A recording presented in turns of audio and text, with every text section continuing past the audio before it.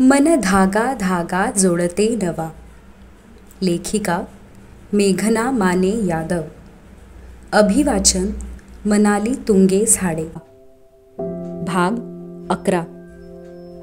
तो निशब्द. राजीव लिफ्टमध्ये आत जात असताना कुणीतरी साडी परिधान केलेली स्त्री बाहेर पडली. तो त्याच्या नेहमीच्या सवयीप्रमाणे फोनवर मेल्स चेक करीत होता.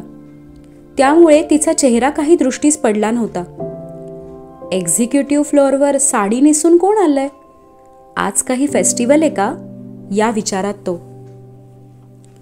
वळून बघणार तोपर्यंत लिफ्टचे दार बंद झालेले. पुढील अर्धा तास सुप्रीम हाऊसच्या 25व्या मजल्यावरील head of marketing mister Singh सोबत काही मार्केटिंग स्ट्रॅटेजीजवर चर्चा करीत असताना प्रकाश सरांचा मेसेज. त्याला कॉन्फरन्स रूममध्ये SWC सोबत सुरू असलेले प्रेझेंटेशन आणि मीटिंगसाठी बोलवण्यात आले. SWC नाव तर ओळखीचं आहे, पण हे प्रेझेंटेशन का होतंय? टेक्नोसिसच्या टेकओव्हरसाठी JPM अँड कंपनीला कॉन्ट्रॅक्ट द्यायचे ठरवले असतानाही स्वतः प्रकाश सर SWCची मीटिंग का अटेंड करीत आहेत? या संभ्रमातच तो कॉन्फरन्स रूमकडे येण्यास निघाला. प्रकाश सरांनी बोलवले आहे तर नकार देणे योग्य नाही. 5 मिनिटे बसून निघून येऊ. SWCच्या प्रेझेंटेशनसाठी वेळ वाया घालवण्याची माझी तयारी नाही. आजपर्यंत SWCचे एकही प्रेझेंटेशन हवे तसे प्रभावशाली झालेले नाही. आजचेही काही निराळे नसणार आणि त्यामुळे कॉन्ट्रॅक्ट त्यांना देण्याचा प्रश्नच येत नाही. या निश्चयाने त्याने कॉन्फरन्स रूमचे दार उघडले आणि तो स्तब्ध झाला. मेघा जोशी या इथे कशा? Yes, right, she is with SWC. Megha Joshi present करणार आहे हे मला कुणीही का सांगितलं नाही? कधी सुरू झाली ही मीटिंग?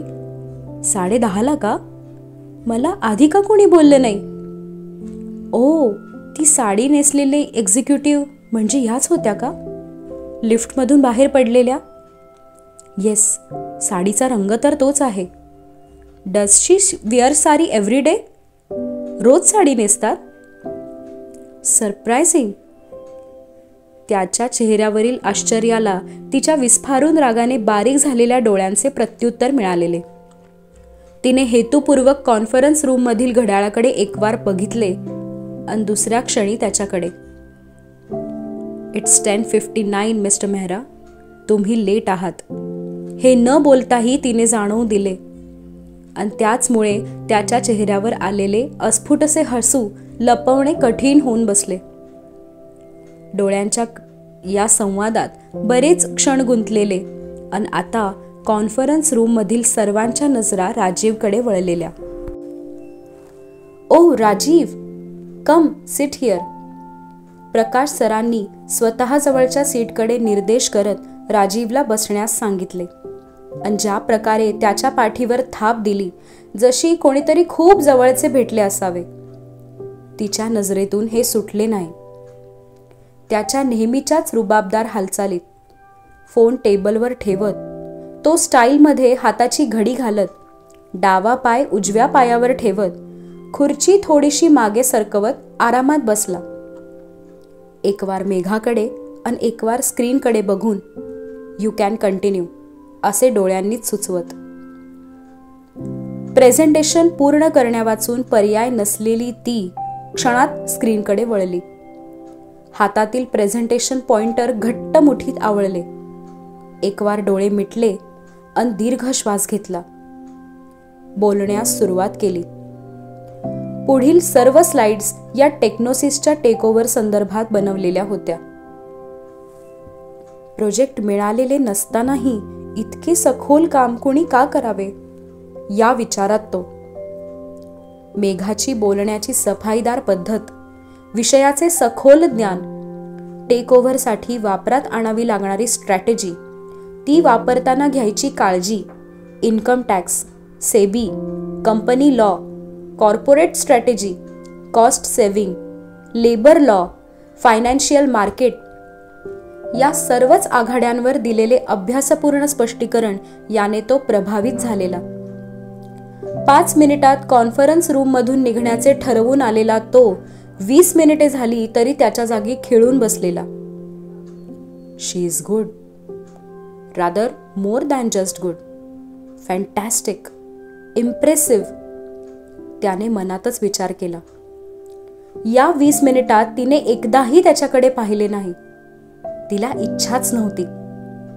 ज्या व्यक्तीला मीटिंगची वेळ पाळता येत नाही त्याने आधीच ठरवलेले असते की ही मीटिंग महत्वाची नाही, आणि अशा व्यक्तीला महत्त्व देण्यात काहीच अर्थ नाही. राजीवला हे कळून चुकलेले. मेघा त्याच्या उजवीकडे बसलेल्या मिस्टर मूर्तींकडे पाहायची आणि मग एकदम डावीकडे बसलेल्या प्रकाश सर, ते इतर सर्वजण त्यांच्याकडे आळीपाळीने, त्याच्याकडे पूर्णपणे दुर्लक्ष करत. तिचे प्रेझेंटेशन ओघवते सुरू होते. त्याची नजर आलटून पालटून स्क्रीन आणि तिच्या चेहऱ्यावर फिरत होती. प्रेझेंटेशन मधील ठरलेल्या माहिती व्यतिरिक्तही बरेच नवीन मुद्दे समजावून सांगत आहात तुम्ही. हे पहिल्यांदाच होत आहे मिस जोशी. मोस्टली सगळे स्लाइड वाचून दाखवण्यालाच प्रेझेंटेशन असे समजतात, पण तुम्हाला स्लाइड बघायचीही आवश्यकता नाही. Your style of presentation is different. After a long time मी एक बेस्ट प्रेझेंटेशन अटेंड करत आहे. Great going miss Joshi. या विचारात त्याची नजर बहुधा तिच्या चेहऱ्यावरच होती. स्क्रीनकडे बघण्याची आवश्यकता संपुष्टात आलेली. जणू काही प्रेझेंटेशन तिच्या चेहऱ्यावरील हावभावात एकवटले होते. तिने उच्चारलेला शब्द डोक्यात साठवणे हाच उद्देश. पण तिचे त्याच्याकडे दुर्लक्ष करणे त्याला कुठेतरी खटकलेले. तिच्या चेहऱ्यावर खिळलेल्या त्याच्या नजरेची तिला पूर्ण जाणीव होती. एक प्रकारचे कुतूहल होते त्याच्या नजरेत. आश्चर्यही डोकावत होते अधेमध्ये. तिच्या बोलण्याने तो प्रभावित झालेला आहे हे तर नक्कीच जाणवलेले. पण तिच्या दुर्लक्ष करण्याने अपेक्षित असलेला राग काही त्याच्या डोळ्यात दिसला नाही. थोडेसे विचित्रच होते हे. ती स्क्रीनकडे हात दाखवून काहीतरी समजावत असताना न राहवून राजीवने मध्येच एक प्रश्न विचारला.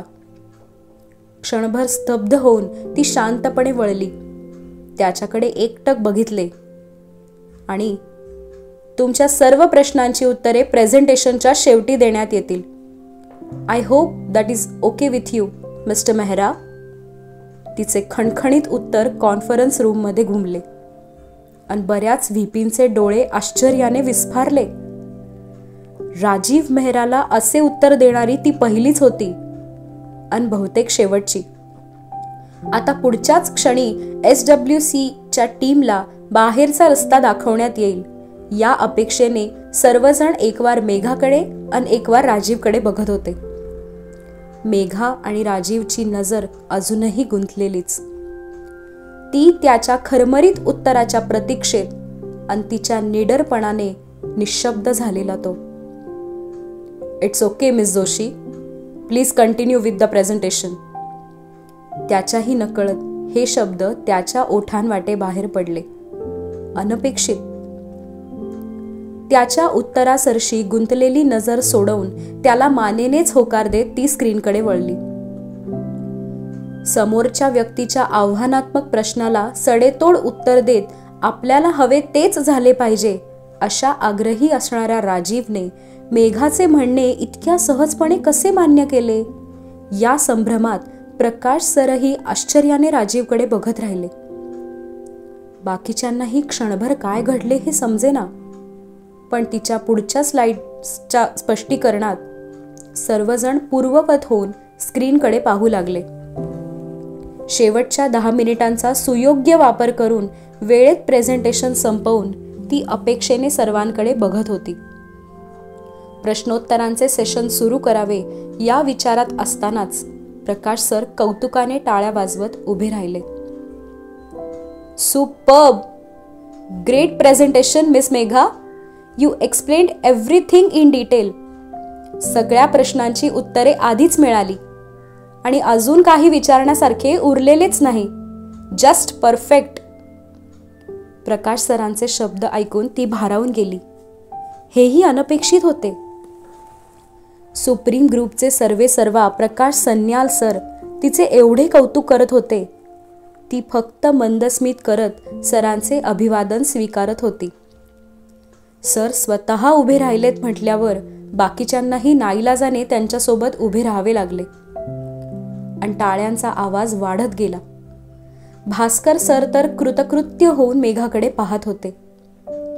ही मीटिंग सर्वतोपरी यशस्वी झाली आहे हा विश्वास त्यांच्या डोळ्यात झळकला. प्रकाश सरांनी स्वतः समोर येऊन तिच्याशी हस्तांदोलन केले. ती आज पहिल्यांदाच त्यांना प्रत्यक्ष भेटत होती. यापूर्वी फक्त news, business talks, CNBC, economic times अशा अप्रत्यक्ष माध्यमातूनच त्यांना पाहिलेले आणि आज त्यांच्या समोर उभी होती. त्यांच्याकडून स्वतःचे आणि SWCचे कौतुक ऐकून तर आभाळ ठेंगणे वाटत होते. क्षणभर वाटले वाकून त्यांच्या पाया पडून आशीर्वाद घ्यावे. सुप्रीमचे सर्वेसर्वा, पुन्हा कधी त्यांची भेट होईल का माहीत नाही, पण कॉर्पोरेट मीटिंगमध्ये हे करणे बरोबर दिसणार नाही, म्हणून मग स्वतःला सावरले. भास्कर सरही उठून जवळ आलेले आणि मेघाच्या पाठीवर हलकेच शाबासकीची थाप मिळालेली.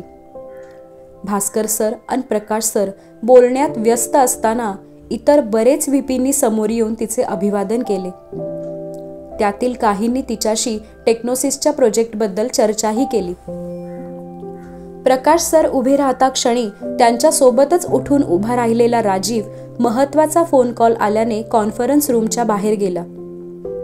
बाहेर पाऊल ठेवण्यापूर्वी त्याने एक क्षणभर मेघाकडे पाहिलेले, पण ती प्रकाश सरांसोबत बोलण्यात व्यस्त आहे असे पाहून नंतर त्यांच्याशी बोलू या विचारातच त्याने कॉन्फरन्स रूमचे दार उघडले. प्रकाश सरांशी बोलत असली तरी डोळ्याच्या कोपऱ्यातून मेघा राजीवच्या हालचाली टिपत होती. बाकी सर्वजणांनी अभिनंदन केले आणि मिस्टर मेहरा सरळ उठून बाहेर निघून गेले. हे खटकले तिला. हे देवा, काय करू मी या माणसाचे? किती हा गर्विष्ठपणा! जर SWCची मीटिंग महत्वाची नव्हती तर आलेच कशाला? उगाच येऊन डिस्टर्ब करायला कुणी आमंत्रण दिलं नव्हतं यांना. अच्छा, कदाचित मी प्रश्नाचं उत्तर नंतर देते म्हणाले म्हणून राग आला असेल. नक्कीच, पण चेहऱ्यावर दाखवले तरी नाही.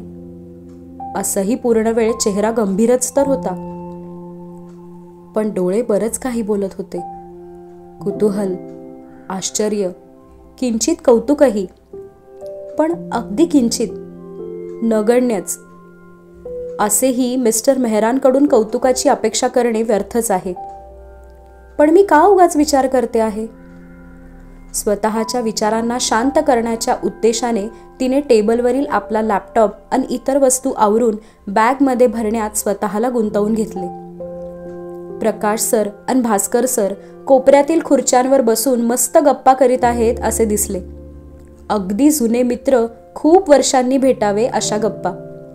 हसत होते, एकमेकांना टाळी देत होते. तसे पाहिले तर समवयस्कच होते आणि इंडस्ट्रीतील अनुभवही समानच होता. बोलण्यासारखे नक्कीच खूप काही त्यांच्याजवळ होते. ती बॅग भरून वळणार तेवढ्यात, प्रेझेंटेशन छान झाले पण उपयोग काय? हे प्रोजेक्ट JPM अँड कंपनीला द्यायचे शुक्रवारीच फायनल झाले. तिच्या पाठीमागे उभे राहून कोणीतरी बोलत होते. But how do you know that? कुणीतरी त्या व्यक्तीला प्रश्न केला. ती स्तब्ध होऊन फक्त ऐकत होती. कानांवर विश्वास बसत नव्हता तरी शब्द कानी पडतच होते. राजीव मेहरांनी शुक्रवारीच फायनल केले. आज SWC टीमला इथे का बोलवलंय हे पण कोडेच आहे. प्रोजेक्ट तर JPMलाच दिलं जाणार आहे. त्यांचे कॉन्ट्रॅक्ट पण प्रिंट झालंय. फक्त राजीव सरांची सही बाकी आहे. एक क्षणभर तिला वाटले गर्कन वळून त्या दोन्ही व्यक्तींना जाब विचारावा, पण त्यांना बोलून तरी काय उपयोग? या सगळ्यांचे सूत्रधार मिस्टर मेहरा तर कधीच निघून गेलेले आहेत. तिच्या तळपायाची आग मस्तकात गेलेली. इथे येण्यापूर्वी खूप सारी मनोरथे रचलेली. हे प्रेझेंटेशन यशस्वी करून दाखवायचे. प्रोजेक्ट SWCला मिळालेच पाहिजे. आणि 5 मिनिटांपूर्वी जेव्हा प्रकाश सरांनी स्वतः कौतुक केले तेव्हा तर वाटलेच की SWCने यावेळी बाजी मारली. सुप्रीम प्रोजेक्टचा किल्ला सर केला. एका क्षणात सुरुंग लावून किल्ला जमीनदोस्त झाल्यासारखे वाटले. बरोबर आहे. मीटिंगला उशिरा येणे, उगाच प्रश्न विचारून मध्येच लक्ष विचलित करणे आणि आता सरळ काहीही न बोलता निघून जाणे. मिस्टर मेहरा अप्रत्यक्षपणे हेच दर्शवत आहेत की हे प्रोजेक्ट SWCला मिळणार नाही.